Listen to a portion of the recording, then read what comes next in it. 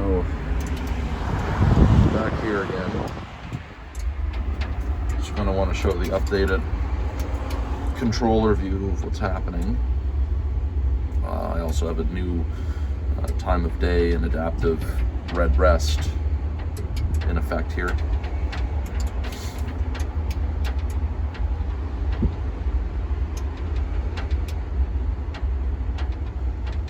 So right now it's running at standard, protected only, lagging left.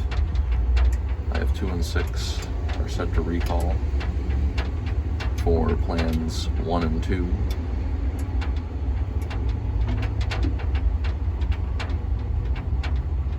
And it starts at 2 and 6. So plan 1 is running 40 seconds for peak traffic times.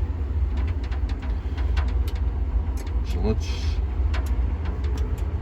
take a look here.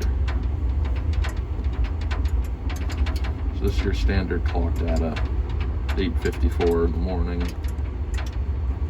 Beautiful Wednesday. Here's your action plan 1. I don't have any coordination running here right now, so I'm just running them free.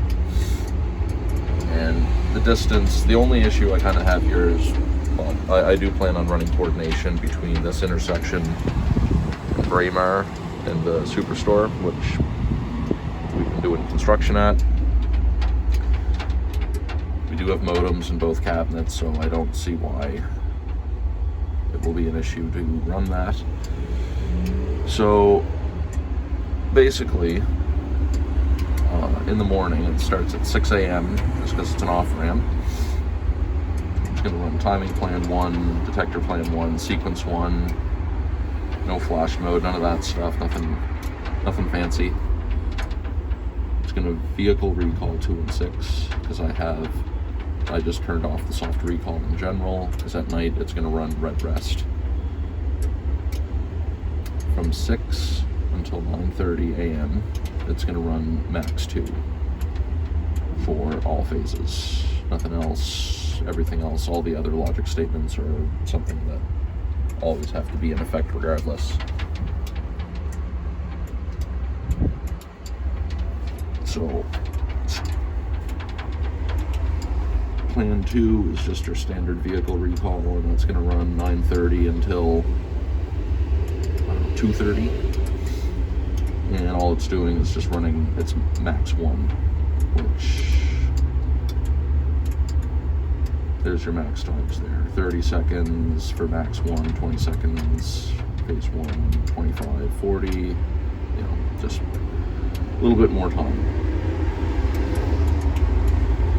So then 3 is going to run after 10:30 on weekdays and 11 p.m.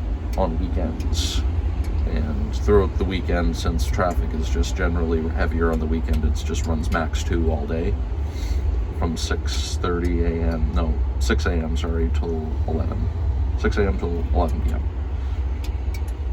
So here it's just going to go to red rest, and I also have the red rest logic in place. There's no recalls, but basically I have other logic in the controller set. So if 1 and 6, sorry, I'm just thinking, 1 and 6 are timing together and there's no call in phase 4, then it will recall phase 2, and then if there's no calls after that, then it will return to rest red. So this is running free as well, standard timing sequence. I don't have 2 timing plans set up here. And this is my logic statements that I have set up for my protected adjacent walk. So I'm using phase 8 for walk. And if that's called, it will also bring up the phase 1 left turn.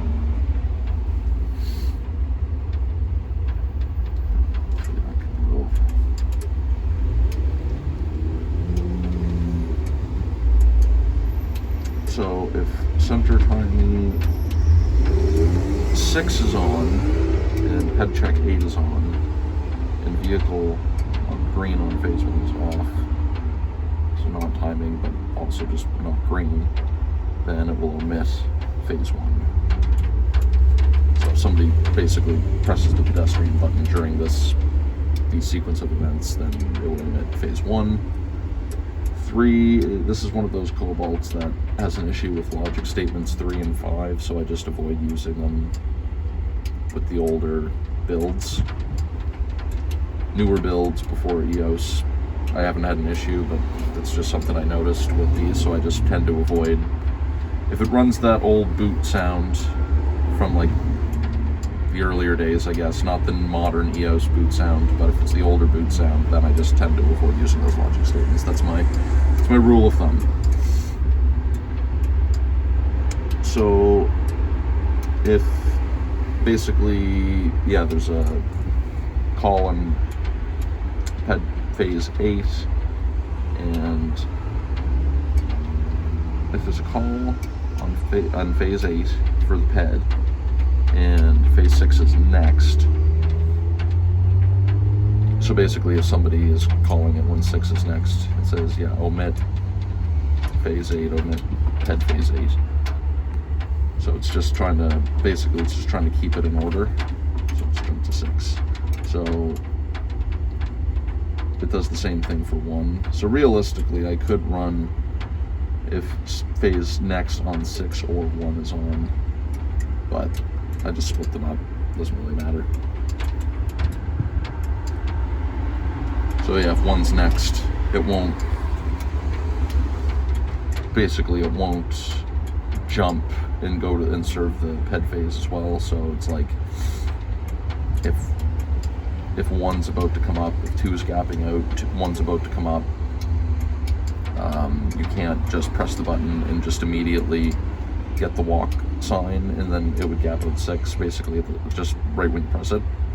It has to be within that certain sequence, so it's not making, it's more and more of a safety thing, so drivers aren't just running the light, or you want to be able to get the PED call at the correct time to make sure that the lights change properly, so they're not just doing whatever you want them to do. There has to be an order to it, I guess.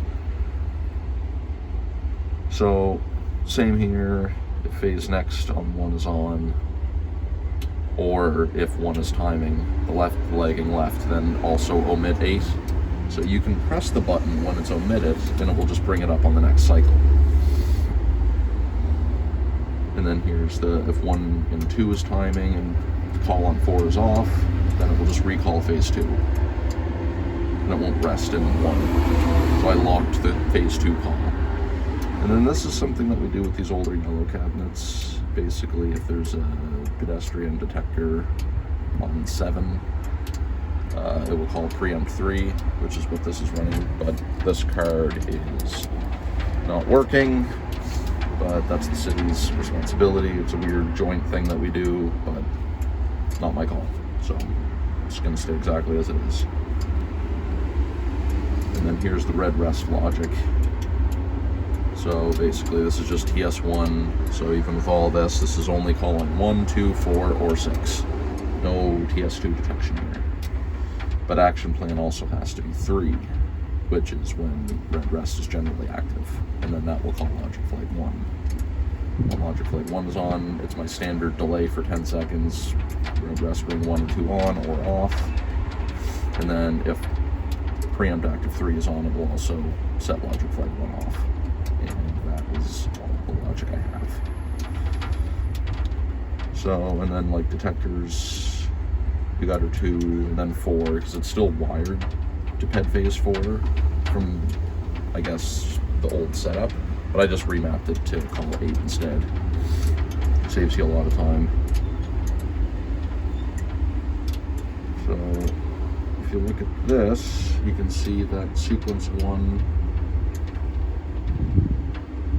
timing plan 1, day plan 1.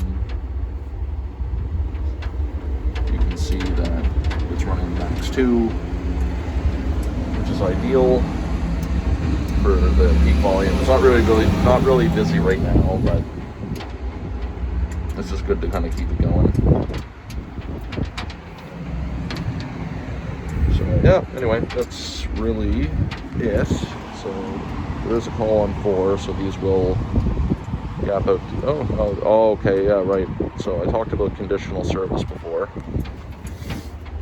So you can see min green C, and that's conditional service. So that means that there was enough time left. So now it's gapping out and going to serve 4 right away. So that's a little feature that you can find actually in option data. So there's flashing green. Oops. There's your dual entry. So dual entry for 1 and 8, so they obviously come up together as well. 2 and 6, 4 is by itself, so it doesn't matter. Non-app 1, 2 and 6 is still kind of your main street. 4 is your ramp.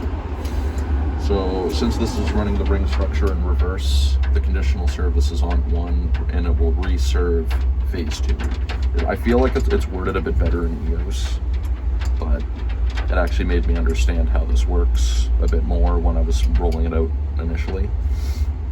And then you can see I have PED clear through flashing yellow, or sorry, PED clear like flashing through yellow, since the max time is only 25 seconds, and it includes the amber clear, red clear,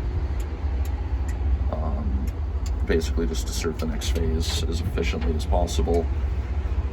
But yeah, the reserve phase is really nice. So if there's enough max time left, if there's just, because traffic flow isn't going to be the same every single cycle,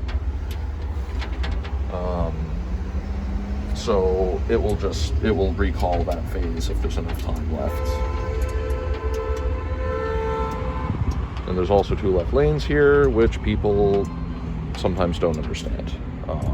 Lines are worn out, but as a driver, you really should know how to drive, but that's neither here nor there. Anyway, yeah, conditional service and reservice, great feature. Not great for everywhere, but great for this particular setup with the protector on the left. Yeah, okay, cool.